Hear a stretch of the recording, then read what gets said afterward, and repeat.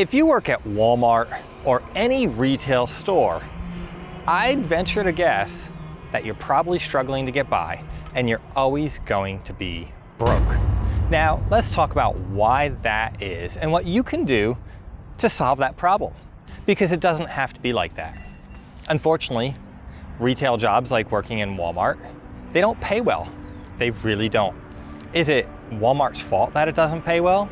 Well, I mean, I hear a lot of debate back and forth about how big companies like Walmart or any retailer take advantage of employees.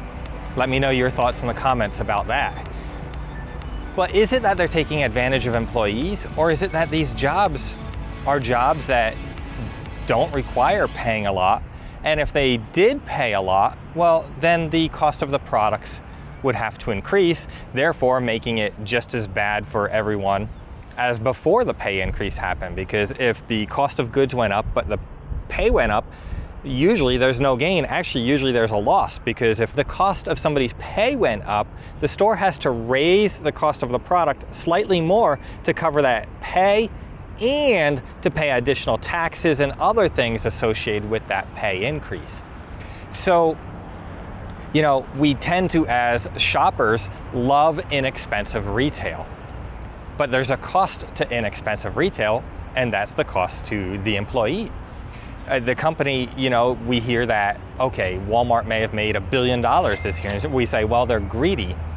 Well, the company made money, and that's because it's owned as a company to make money, and then the owners get a portion of that income, which may or may not equate to a lot. I know there's a lot of debate here, and I'd love to hear your thoughts down in the comment about this. And so we've got this problem of working in retail, whether it be Walmart, Target, fast food. There's a lot of jobs out there where the pay is low, and when you work a job like that, it's going to be very hard to get by. Let's say here at Walmart, I've talked to quite a few Walmart employees. The average pay is about $11 to, I think it's $14 an hour. So let's go on the average high side here, $14 an hour. At $14 an hour, if that employee gets to work 40 hours a week, we'll get back to that in a minute. If that employee gets to work 40 hours a week, that averages out to about $28,000 a year. Now, $28,000 as a number sounds nice, but let's break down life. Let's see. If you can find the cheapest apartment possible, maybe you could get it as low as $500. Even that is hard to do. I'm not sure where you can find an apartment that is worth living in for only $500. And if you live in a more major metro, it's going to cost closer to $1,000. So let's say it's $500. Well, that's $6,000 a year out of the $28,000 paycheck. Now also, we can't forget, out of the $28,000 paycheck or annual income, we also have to take taxes out, which is going to be about 1/3 of that. And maybe, depending on what Walmart we're working in and where we are, there may be union dues, there may be health insurance costs, there may be other things too. So we can assume you're easily losing, another $3,000 or more a year to taxes and other fees, probably closer to $5,000. So really that brings you down to $21,000. Now we got $6,000 that we just paid in rent. So now you're down to $15,000 left over. Well, now you need to feed yourself, and maybe you even have a family. It's hard to eat for cheap. I mean, let's face it, if we think about meals, can you feed yourself for less than $10 a day? And that's breakfast, lunch, and dinner. I mean, that's $300 a month right there. So now we're at another $3,600 a year just to feed ourselves, if it's only costing us $10 a day to feed ourselves 3 meals a day. Now, if we're living somewhere, we're also going to have maybe insurance, electric, water. That all costs money. Cell phone, that costs money. I mean, there's just so many things. Do you have a car? Well, then you have insurance and you have repairs. And the cycle continues. And what ends up happening is, for the average Walmart or retail employee, life is more expensive than what you can possibly make working here. So that will cause you to always be broke and never be able to get ahead. Now, let me go back to what I said a minute ago too about if you could get your 40 hours. Well, stores like this, a lot of jobs, and this really kind of like irks me, but a lot of jobs almost act like they own you completely. So as a job or as a company like Walmart, they post a schedule, maybe the week before, and tell you this is when you have to be here. There's no give and take to that. If they want you here, you're here. And any plans that you may have had or wanted to make, you can't make because they want you here. Now, I agree that when you agree to work for a company full-time, you should be available during those working hours. But that needs to be a give and take, where if I agree to work 9 to 5, I will always be available to you between 9 and 5. But a place like this, they say, well, we want you between 12 and 1 or 12 and 10, and then the next day 8 and 9, and maybe not on this day, but we want you on that day. It makes it very hard on the individual to have any kind of personal life outside of that, whether it's to do their own errands, to get doctor's appointments, to take care of their family. It's just very unfair to the employee to have such a 24/7, you have to be available until that schedule comes out. Then you'll know what you could do possibly maybe outside of that. And I do think that's kind of wrong for employers to expect that kind of availability from their employees. Now, like I said, mutually, they should both agree that, during this 8 or 10 hour window, I'm available to work. And as a company, if I hire somebody and tell them they're full-time and I'm hiring them full-time as a 40-hour employee, I can't just say, well, you know what, this week I only need you 35 hours. Especially somebody who's struggling to get by, losing 5 hours is a huge loss. And, that wasn't fair of the company to just cut somebody some hours because, well, they either didn't need them or they're trying to save a few bucks themselves. Now the employee's really stuck. And that's just not right either. So how do we fix this whole problem?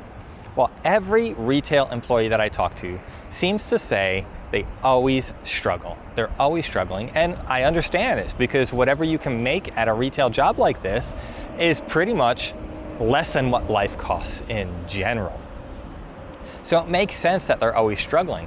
You could say you need to budget better, you need to cut back on expenses and all that, and that would help, but that's not ultimately the complete problem here. The problem is it's a low-paying job that doesn't pay enough to cover the cost of life.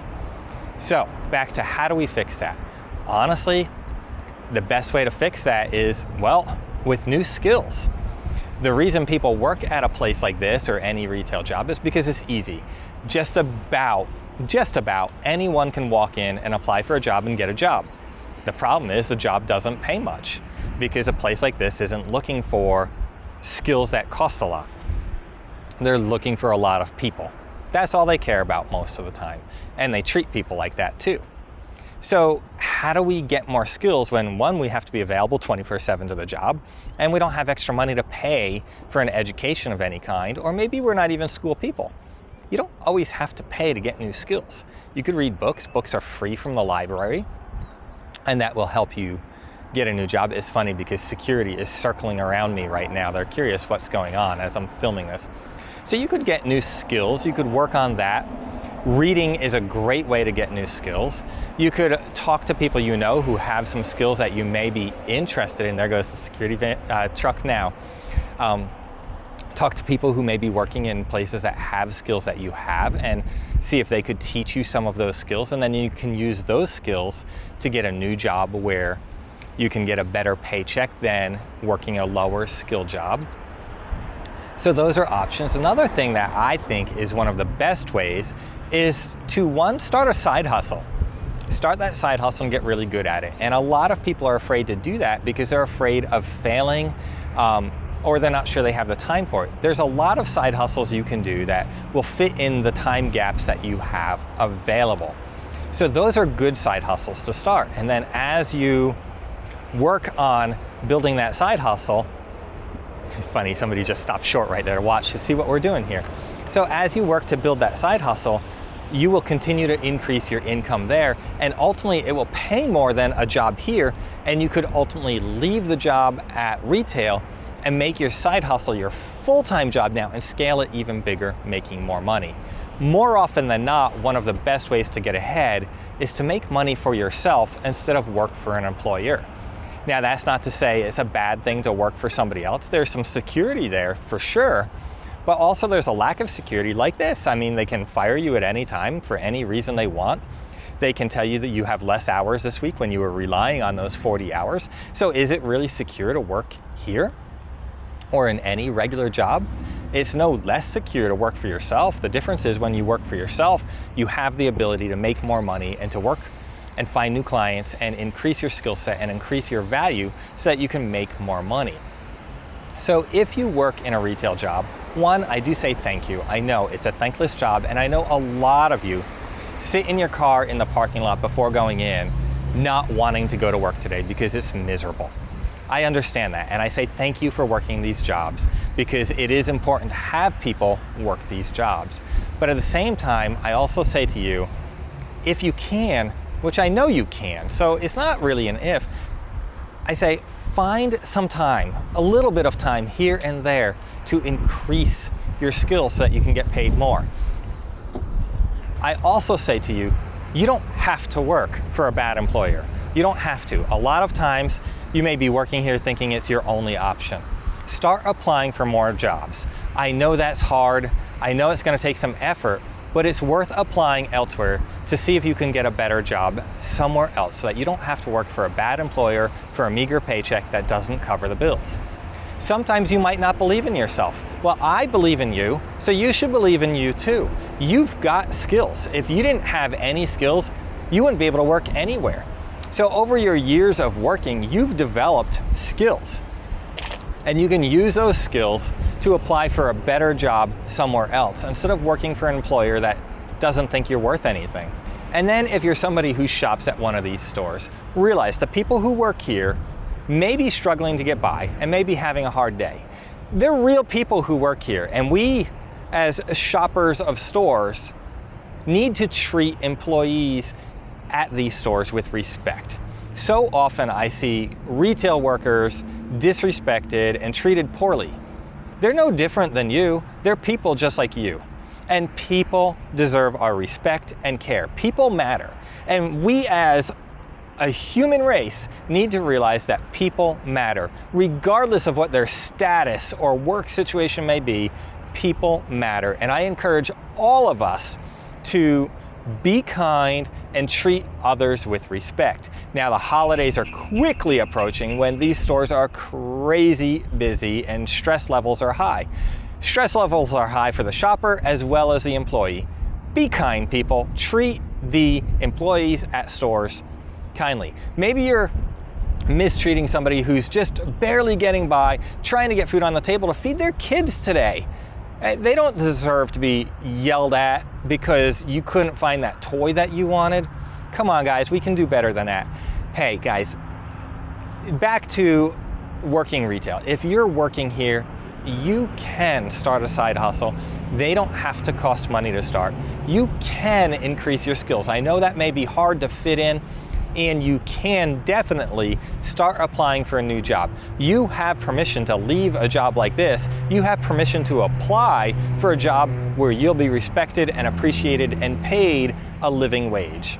So we're all in this thing called life together. I would love to hear your thoughts, and if there's any way I can help you succeed, I would love to help you. I hope you have an amazing day.